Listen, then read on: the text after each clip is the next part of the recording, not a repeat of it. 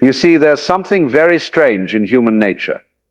When people start chasing happiness, it disappears. The harder they try to grasp it, the more it melts into emptiness, like a dream that vanishes the moment it's touched. People believe happiness is something to be achieved, a reward at the end of the road, a result of effort or success. But the instant the notion of achieving arises, they've already lost what they were seeking. Because in essence, happiness isn't something added on. It's the inherent state when the mind no longer divides between the seeker and the sought. When you say, "I want happiness," that very "I" builds a wall between you and happiness.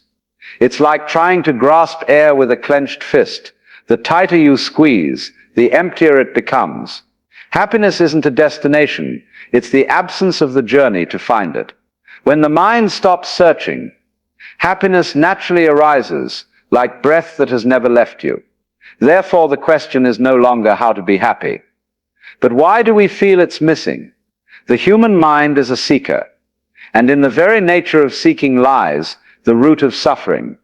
To seek, it must believe something is lacking. To move forward, it must deny the wholeness of the present. Every moment it touches is seen only as a temporary step, never a place to rest. The mind thinks happiness lies at the end of the road, at some point when we've achieved, understood, become, but that very belief turns happiness into something untouchable. The seeker can only exist as long as it feels incomplete. If true fulfillment is realized, the seeker dissolves, and that's what it fears most. So it creates desires to sustain itself, like a flame that can't live without fuel. It paints an imaginary destination in the mind, like a painter drawing a door on a wall and forgetting they've never been trapped. Every movement of the mind, even toward the noblest things, arises from the notion, "I'm not enough." And in the moment the "I" is born, happiness is pushed away.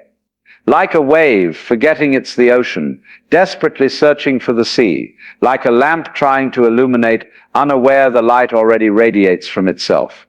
When seeking becomes a habit, people lose the ability to be present. They no longer see the value of the moment they're living, because their mind is always elsewhere. Happiness, which is the natural stillness of existence, becomes a distant concept, a promise the seeker never meets.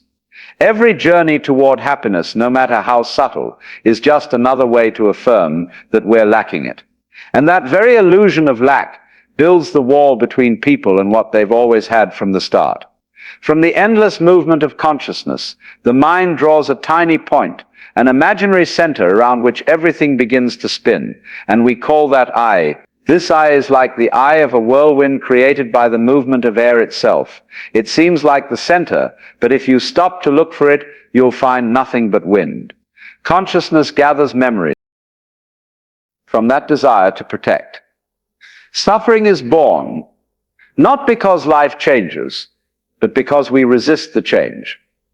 Every time the river bends, the eye wants the water to stand still. But water doesn't stop, and suffering begins from that very effort.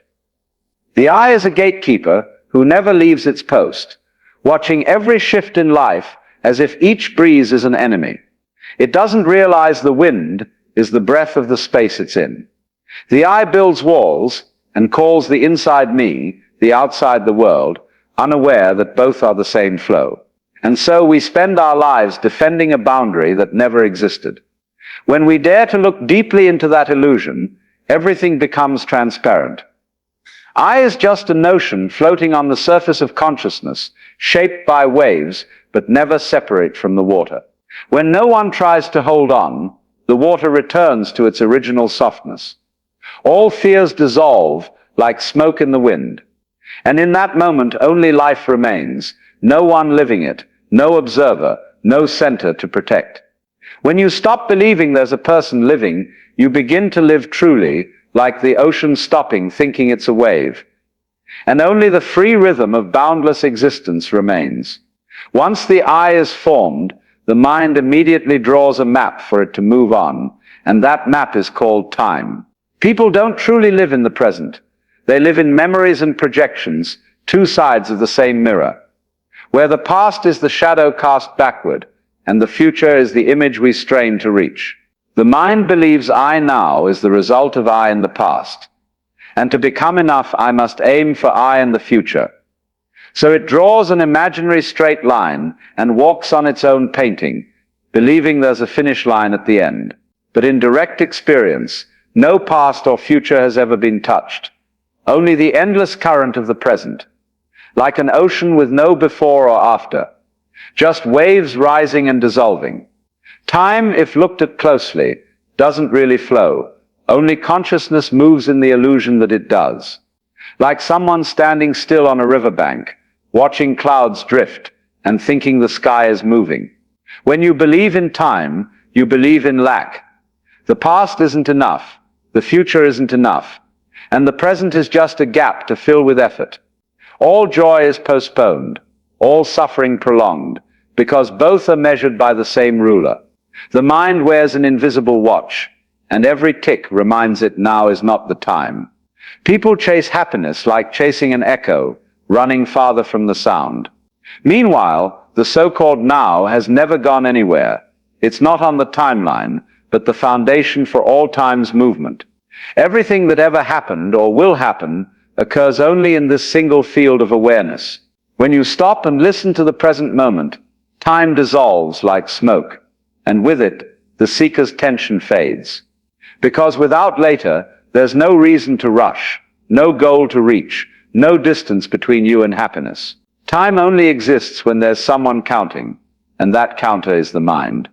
When the counter falls silent, the clock shatters, leaving only the breath of life unfolding.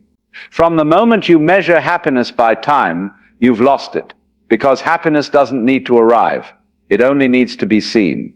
From the illusion of time, another form of suffering arises. The suffering of resisting what is. All human pain begins with a seemingly harmless sentence. This shouldn't be happening. The moment that arises, it instantly splits reality into two.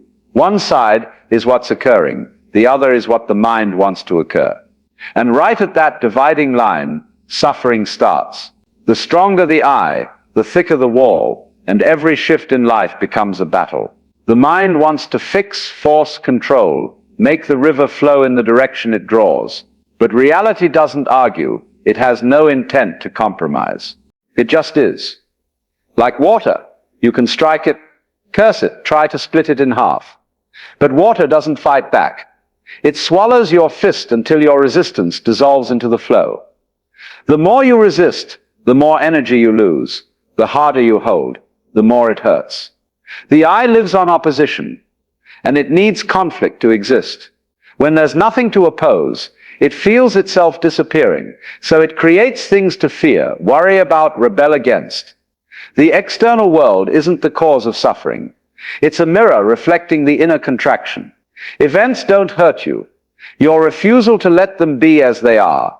When this awareness dawns, suffering dissolves like clouds in the sky. No forcing, no chasing away, just no one resisting. Because reality doesn't come to make you happy or sad. It comes to be itself. When you stop fighting, you don't accept life. You just stop imagining someone separate from it.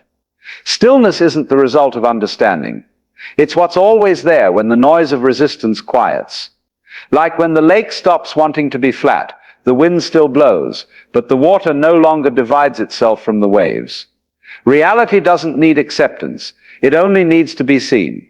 After understanding that suffering arises from resistance to reality, people often ask, so how do I let go? But right in that question, we repeat the old game, because any way to let go is just a subtler form of holding on. When you try to let go, you're still trying.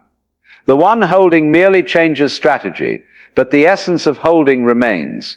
True letting go isn't an action, it's recognition. It happens when you clearly see the one holding. The I that wants control, change, safety isn't real.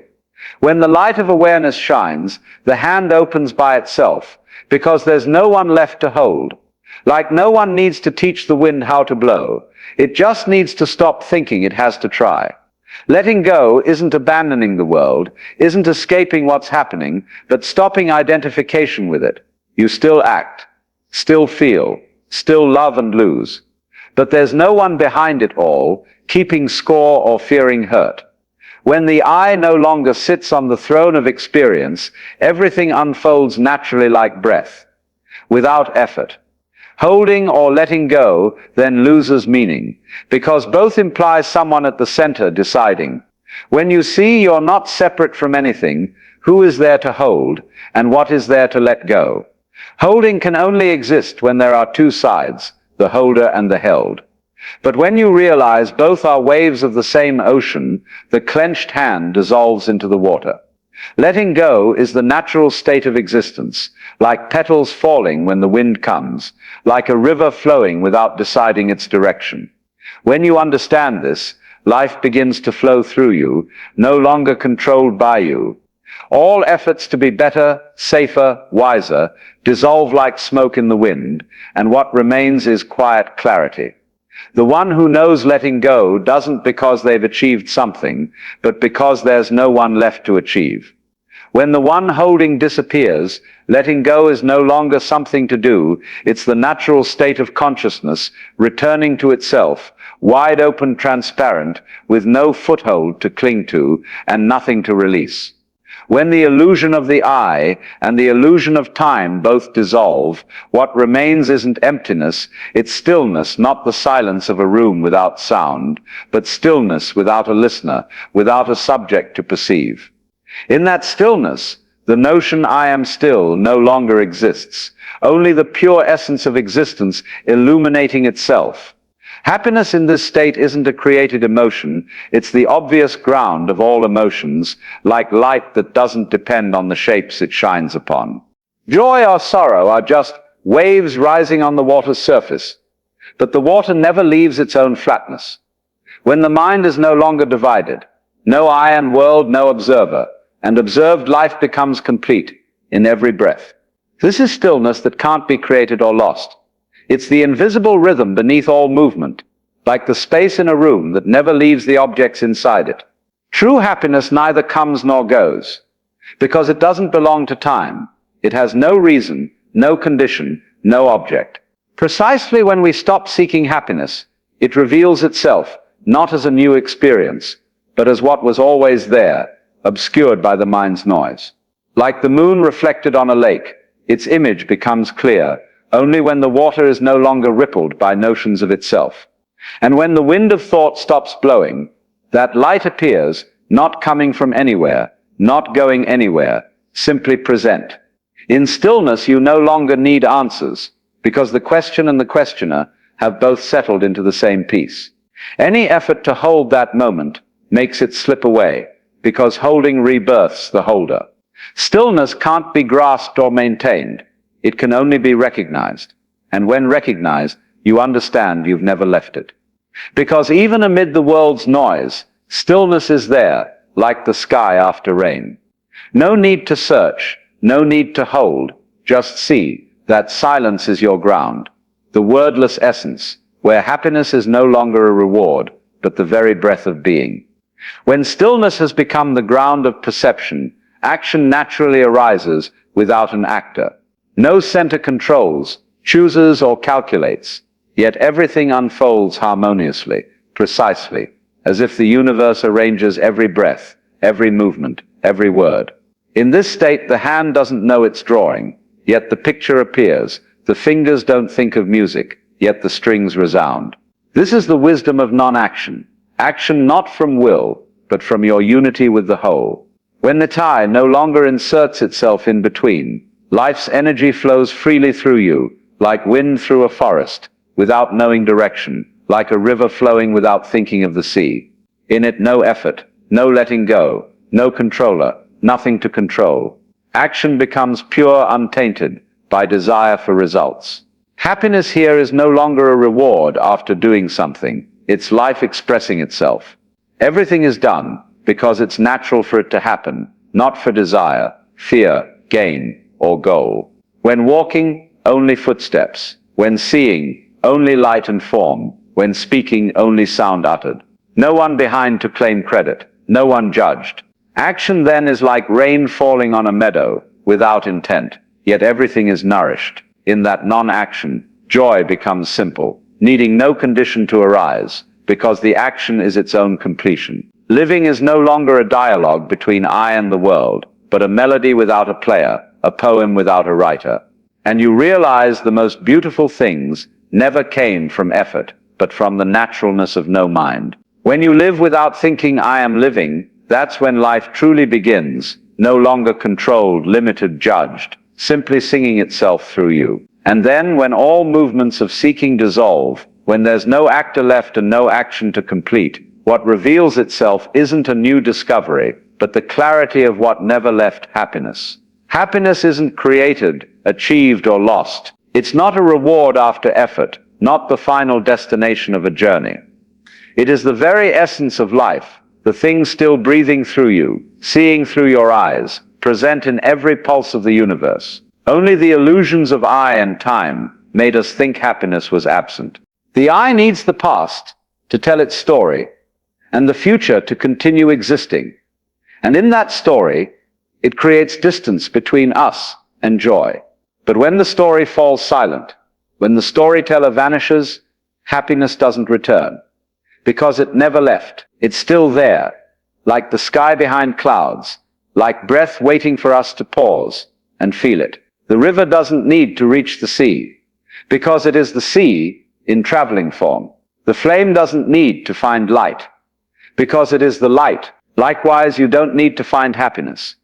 Just stop believing you're lacking it. In the moment that belief dissolves, the distance between seeker and sought disappears, and only undivided life remains, still, clear, without beginning or end. That happiness belongs to no one, yet from it everything is born. And when the final words settle, only breath remains, silent, complete, where you and happiness are no longer two different things. If you feel that stillness within yourself, stay with us, where each video is a pause to return to the present. Thank you for listening. See you in the next step of the journey toward awakening and peace.